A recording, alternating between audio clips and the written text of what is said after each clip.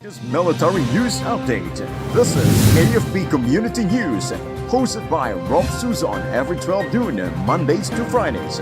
Only here on DWDD Armed Forces Radio. One AFP for a stronger Philippines.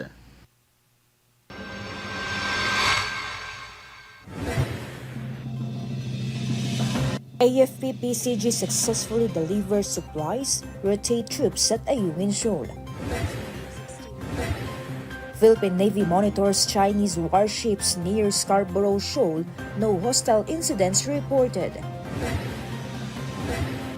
Government prepositions food supply in preparation for Typhoon Julian. Voter registration ends today.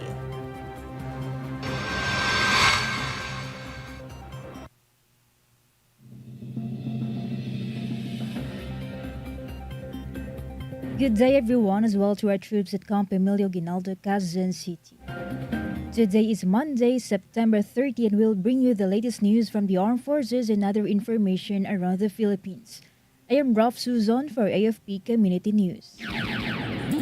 DWDD Armed Forces News. For the brief overview of our stories, the Armed Forces of the Philippines, with support from the Philippine Coast Guard, successfully delivered essential supplies and conducted troop rotation aboard BRP Sierra Madre in Ayungin Shoal. Despite the presence of 8 Chinese vessels in the area, AFP spokesperson Colonel Francel Margaret Padilla confirmed that the mission was completed without interference. The AFP reiterated its commitment in ensuring the well-being of its personnel and maintaining a presence in the West Philippine Sea. DWDD Armed Forces News. Rear Admiral Roy Vincent Trinidad, the Navy spokesperson for the West Philippine Sea, confirmed that the 2 Chinese warships were monitored near Scarborough Shoal with distances varying between 8 to 14 nautical miles. At one point, a ship approached within 1,000 yards but later moved away, exhibiting no threatening behavior. Rear Admiral Trinidad noted that the Chinese vessels acted professionally and did not engage in any aggressive maneuvers, adding that no military exercises were observed despite China's previous announcements. The Philippine Navy successfully conducted its own division tactics and communications check during the monitoring mission. Armed Forces Radio. Now let's hear a report on the ground about Westmencom Fazampen celebrate World Heart Day with health program. Go on for the details, Jai.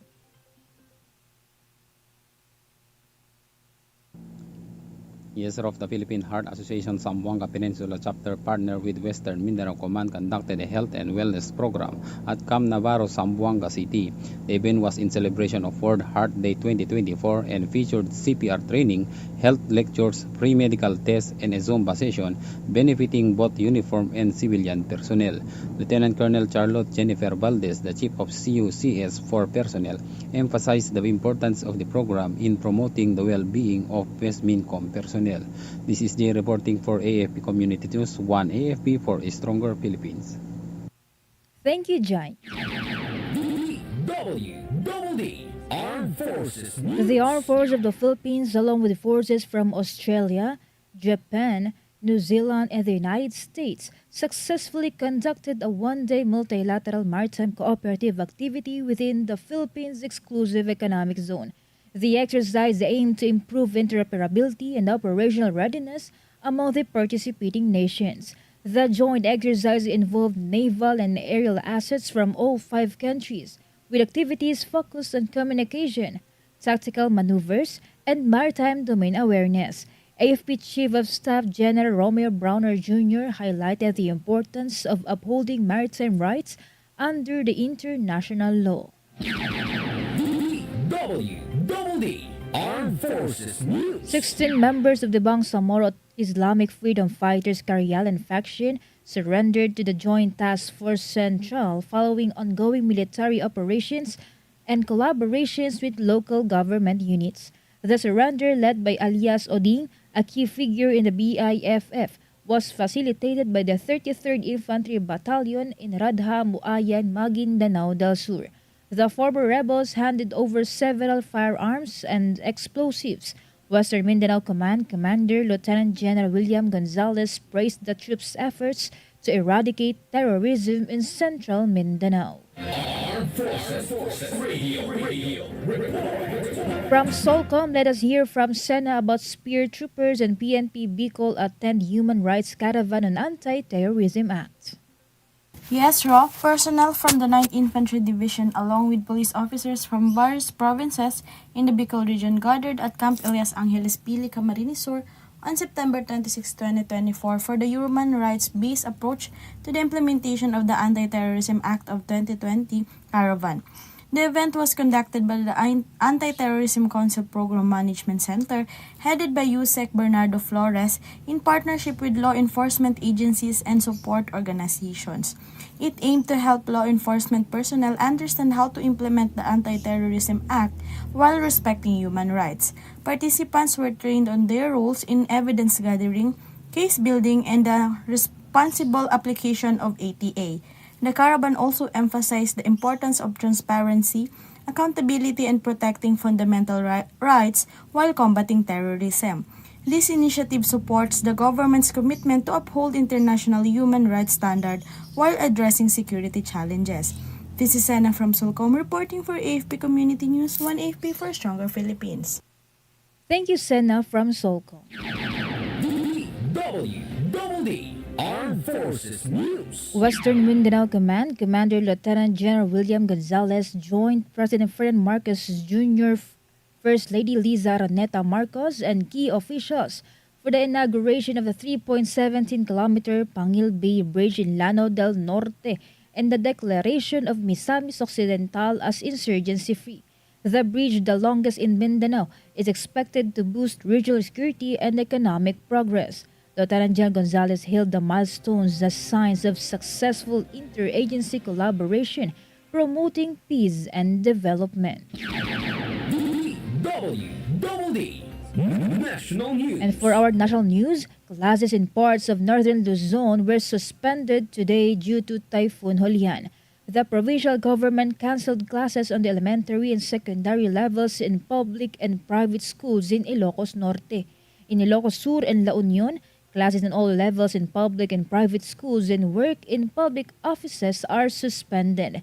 In Pangasinan, there are no classes on all levels in Manawag, Mapandan, Rosales, San Jacinto, Calasiao, San Fabian, Ordaneta City, Dagupan City, Malasique, Bayambang, Binmalay, Santo Tomas, Alcala, Bani, San Quintin, and Aguilar. In the province of Batanes, classes on all levels in public and private schools were also suspended. Armed Forces Radio. On the other line, let us hear from Jai about NPA rebel surrenders in Camarines Sur turns over weapons. Rough, a new People's Army member surrendered to government forces in Camarines Sur. According to the Police Regional Office Bicol, he was identified as Miguel and handed over an M16 Bushmaster rifle, ammunition, and an improvised explosive device. The surrenderer will undergo debriefing under the Camarines Sur Provincial Police Office. PRO 5, in collaboration with the armed forces, continues efforts to promote peace and eradicate insurgency in the region. This is Joy reporting for AFP Community News, 1 AFP for a stronger Philippines. Thank you, Jai. DWDD National News. The national government prepositioned food supply for individuals who will be affected by Typhoon Holian. According to the National Disaster Risk Reduction and Management Council, a total of 1.9 million family food packs worth 1.48 billion pesos were already prepared by the Department of Social Welfare and Development. There are also 276 million peso worth of food items and non-food items worth 919 million pesos. Meanwhile, some 171 million pesos in the standby fund is also available for utilization by the DSWD. DWDD National News. The Commission on Elections reminded that today is the last day to register for those intending to participate in the May 2025 elections. COMELEC Chairperson George Erwin Garcia urges aspiring Filipino voters here and abroad not to miss the chance to register. He also noted that the COMELEC could not extend the deadline for voter registration as the Election Registration Board still needs to evaluate the applications. The filing of the certificate of candidacy for those running in next year's election will begin tomorrow. Armed Forces Radio. We have a report coming in about AFP chief visits troops in Marawi, urges neutralization of terrorist threats by year-end. Gone for the details, Angel.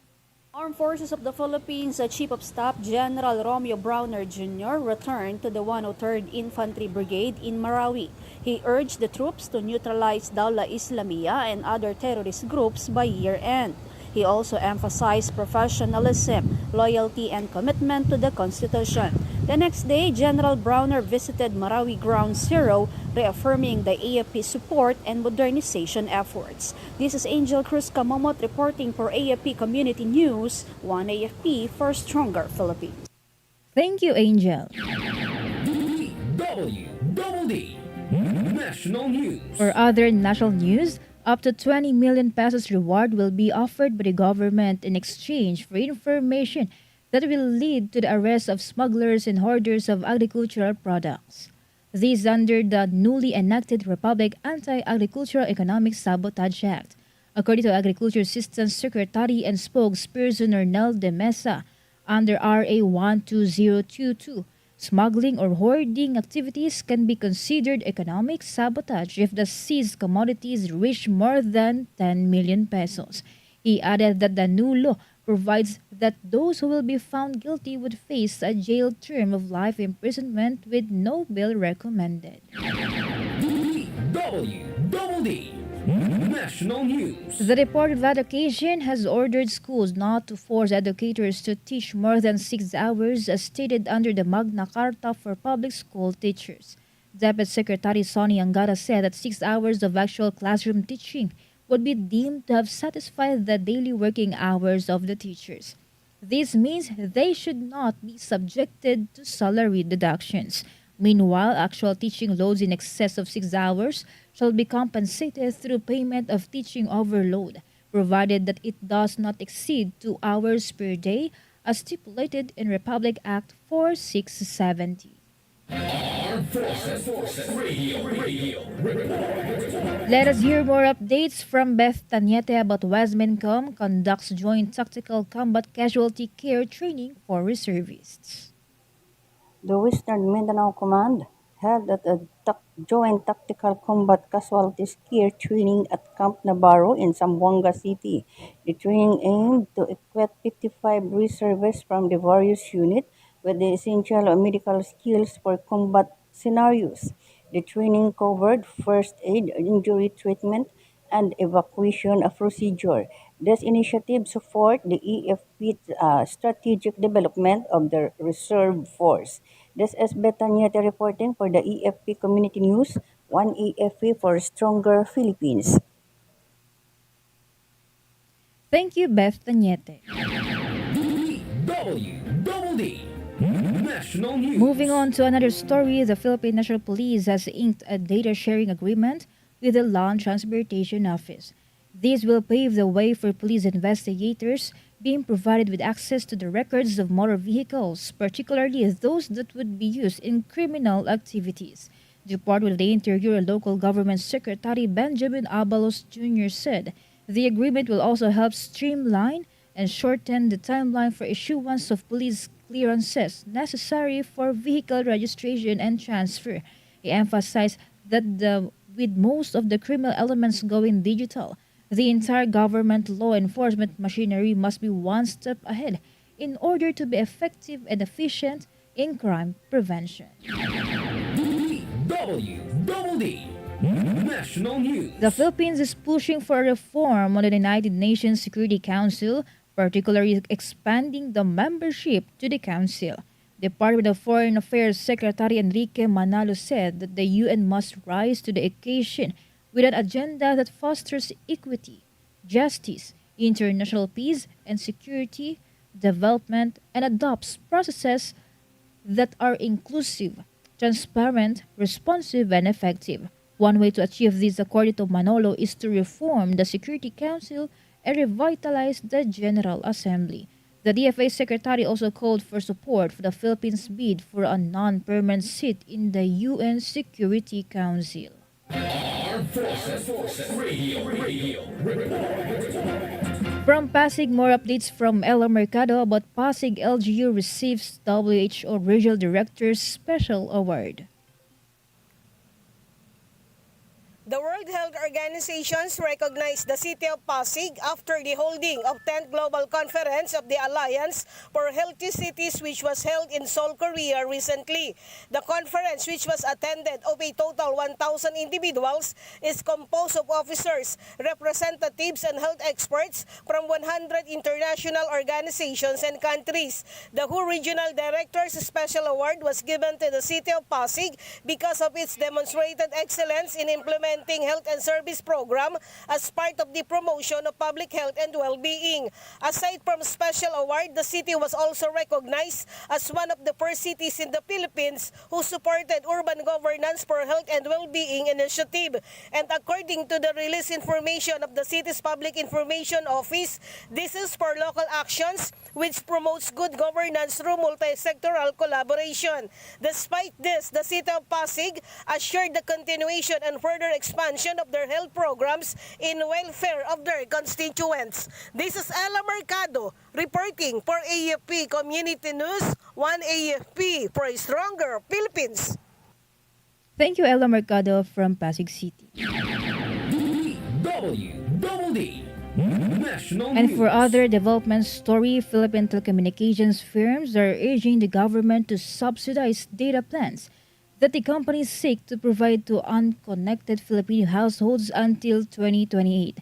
This aims to boost connectivity across the country. Globe President and Chief Executive Officer Ernest Cu said that the country's three mobile network operators are proposing to provide SIM cards to unconnected Filipino households with an automatic monthly load ceiling of 50 gigabytes for a year.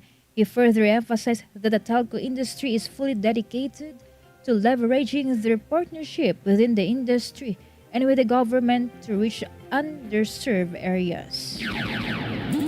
DWDD National News. The House Quad Committee has updated its list of existing laws that need to be tweaked or reviewed. This follows the Quadcom's findings from its 7 hearings so far. Surigao del Norte's 2nd District Representative Robert Ace Barbers, the overall chairperson of the Quadcom, outlined a series of legislative amendments that he believes are crucial in addressing the root causes of criminality. He explained that the proposed legislations they have outlined are responses to the pressing issues of illegal drug trade, POGO-related crimes, and extrajudicial killings. Barbers added that this represents a crucial step toward building a more just and secure future for the country. Armed Forces Radio. For other updates, let us hear the details about 3 NPA members surrender in Sultan Kudarat. Go on for the details, Gina. Of 3 members of the New People's Army, including 2 women trained in making explosives, surrendered to the 37th Infantry Battalion in Sultan Kudarat. Major General Antonio Nafarrete of the 6th Infantry Division confirmed that Joy Asil Candason, Marilyn Insam Gansing, and Tumigil Cansal Gumpay pledged allegiance to the government. They handed over firearms and explosives during a ceremony and facilitated by local officials and military officers. Their surrenders brings the total number of NPA surrenderies in the region to 437 since 2022. This is Gina reporting for AFP Community News, 1 AFP for Stronger Philippines. Thank you, Gina. DWDD National News. Manila Water Services Incorporated announced water services interruptions in some areas starting today, September 30 to October 7. The interruption is due to district meter replacement, isolation dry run, network diagnostic activity, and leak localization. Barangay Potreto in Malabon City will be affected until tomorrow, while Barangay Hulog, Duhat is until October 3. In Navotas City, barangays North Bain Boulevard North and South NBBS Kaunlaran and San Rafael will also experience water services interruption until October 3. In Quezon City, affected areas are Barangay San Bartolome, Gulud, Santa Monica, Apollonius Samson, Bahay Toro, and Barangay Baisa. Some of these areas will experience water services interruptions until October 7. Affected residents are advised to store enough water during the service interruption. DWDD Armed Forces News. That's all for today's broadcast. Thank you for joining us, especially to our audience in our Facebook page, AFP Radio DWDD. Don't forget to tune in tomorrow for more updates, same time and same station. Again, this is Ralph Susan for AFP Community News, one AFP for a stronger Philippines. Kayo ay nakatutok sa DWDD AFP Radio. Kami po ay kasapi ng KBP, Kapisanan ng mga Broadcaster ng Pilipinas.